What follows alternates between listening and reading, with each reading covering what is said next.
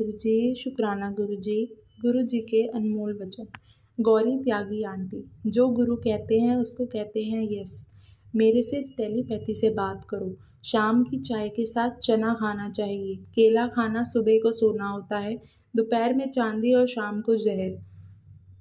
Sugar free नहीं खानी चाहिए। लंगर दोबारा गर्म करके नहीं खाना चाहिए। जो हफ्ते में एक बार 2 जलेबी खाता है उसको कभी कोई बड़ी बीमारी नहीं लगती। शिव पुराण पढ़ा कर। वहीं रुक जा, इतनी देर से आके कुछ नहीं होता है। गुरुजी से मिलने के लिए और उनका स्वागत करने के लिए समय से पहुँचे। मेरा सत्संग करया कर, लंगर खिलाया कर, लोग हील हो जाएंगे। तू जहाज भर भर के सबको यहाँ लेकर आ, वॉक किया कर आधा घंटा। सब कुछ खाने का थोड़ा थोड़ा। हवन करने से कुछ नहीं होता है। मैं वैष्णो देवी जा रही थी। गुरुजी बोले, फिर यहाँ क्या करने आई है, वहीं जा। गुरुजी करते हो, गुरुजी बोलते हैं तो सुनते नहीं हैं। अभी तेरी पक्की एडमिशन नहीं हुई। मैंने गुरुजी से पूछा, मैं गीता पढ़ूं? उनका उत्तर था नहीं। मैं रामायण पढ़ूं? फिर से उनका उत्तर था नहीं। अनंतः वे बोले, शिव पुराण पढ़ा कर। रितु सेठ aunty, nothing happens by chance. सब कुछ पूर्व नियत और पूर्व निर्धारित होता है। परिवार बहुत ज़रूरी होता है। मैं अमीर और गरीब को समान रूप से आशीर्वाद देता हूँ। Flow of energy is very important. ऊर्जा का प्रवाह बहुत महत्वपूर्ण है। शिव एंजाइम बढ़ेगा, शैव धर्म बढ़ेगा। डॉक्टर चंद्रकांत पांडवक्कर और स्मिता पांडव आंटी, तुम डॉक्टर हो, अपना काम करते रहो। गुरुजी से मिलने के बाद हमारा जीवन कई मायनों में बदल गया। अंकल बहुत बार गुरुजी से पूछते, गुरुजी मेरे लिए क्या संदेश है?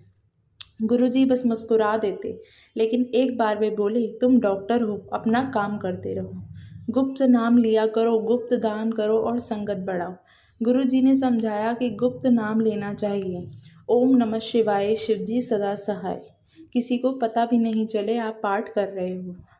गुप्त दान के बारे में वह बोले कि वह ऐसा करना चाहिए कि किसी को पता ना चले, और उनका मतलब केवल पैसा या चीज़ें दान देने से नहीं था। वे बोले कि ये चीज़ें अगर आपके पास है तो इनका दान करना सबसे आसान है।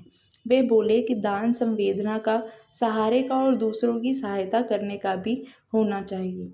सेवा और समय का दान सबसे बेहतर दान होता है। अंत में वे बोले, संगत बढ़ाओ, मेरे पास लोग लेकर आओ, उनके साथ सत्संग करो, उन्हें मेरे साथ जुड़ने में सहायता करो। हमें दिया गया यह सबसे महत्वपूर्ण संदेश था। एकदम सिंपल सत्संग करना है, ज़्यादा पैसे खर्च नहीं करना, जो है उसी में करना है। सिर्फ चाय प्रसाद और सिंपल लंगर होना चाहिए। अगर आप ज़्यादा लंगर रखना चाहते हैं, रख सकते हैं। मैं एक दाल और एक सब्जी को आशीर्वाद दूंगा। जब गुरुजी ने हमसे कहा कि वे हमारे घर आएंगे और वहाँ डॉक्टरों और अन्य लोगों को आशीर्वाद देंगे, उन्होंने मुझे अपने पास बुलाया और बताया कि उनके लिए चाय प्रसाद कैसे बनाना है, और फिर बताया कि सत्संग कैसे करना है। जितना सारे ढंग से हो सके वैसा कीजिए और कम खर्चे में कीजिए।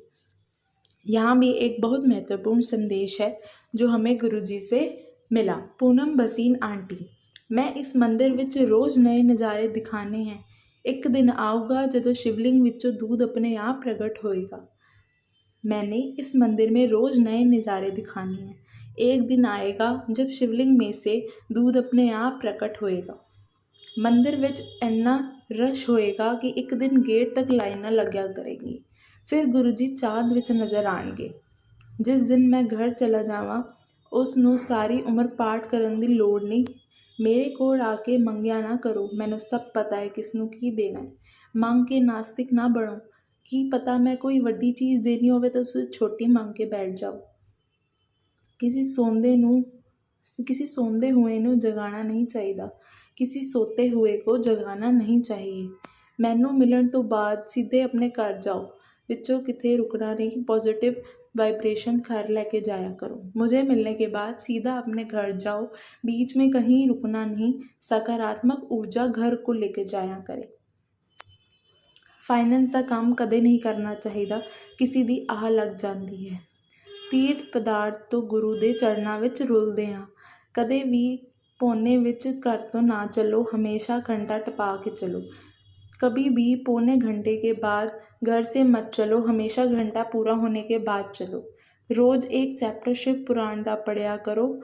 ਇਹ ਮੈਂ ਕਲਯੁਗ ਦਾ ਉਪਾਅ ਦੱਸ ਰਿਹਾ ਹਾਂ, ਤੁਹਾਨੂੰ ਸਮਝ ਨਹੀਂ ਆਏਗੀ। ਜਦੋਂ ਚੌਥੀ ਵਾਰੀ ਪੜ੍ਹੋਗੇ ਤਾਂ ਜਾ ਕੇ ਤੁਹਾਨੂੰ ਉਸ ਦਾ ਮਜ਼ਾ ਆਏਗਾ। ਜੈ ਗੁਰੂ ਜੀ, ਸ਼ੁਕਰਾਨਾ ਗੁਰੂ ਜੀ।